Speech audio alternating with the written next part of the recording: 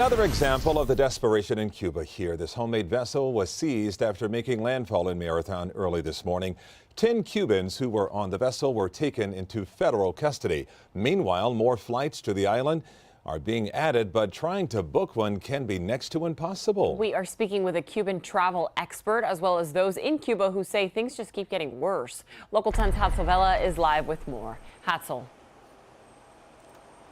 So, Nicole, here's the problem. A lot of demand, but not enough flights.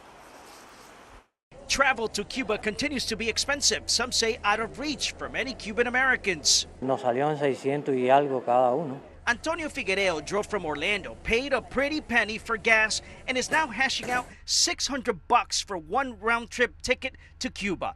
And that doesn't include the cost for extra luggage, which is common among travelers to Cuba who often take goods and meds to their family. I think it's just, supply and demand. Michael Zuccato runs Cuba Travel Services, a company that specializes in travel to the island. Not enough flights, he says, but plenty of demand from families here in South Florida who want to see their loved ones in Cuba. Right now, he tells us American Airlines does 4 daily flights from Miami. Southwest has 1 flight from Tampa, and JetBlue 2 daily flights from Fort Lauderdale. In response to the strong demand, you're also seeing American Airlines moving from 4 flights to 6 flights, I think towards the beginning of March. On the island, amid a financial crisis, news of a new tax some argue purposely targets the private sector. Starting this week, private street vendors who typically sell produce will now have to pay a 10% tax. Esto, por supuesto, va a tener un impacto inmenso. From Cuba, Manuel Cuesta Morua, a critic of the government, tells us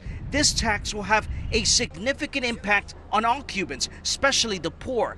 The tax, he believes, will be passed on to the consumer in a country that is already suffering from a deep economic crisis where inflation is reportedly at 70%. And so when it comes to Cuba travel, those who travel to the island say another solution to reduce the prices would be to allow the airlines to travel to other provinces on the island, something you may remember former President Donald Trump took out and the current President Joe Biden has not changed. For now, reporting live from Fort Lauderdale, Hollywood International Airport, I'm Hatzel Vela, Local 10.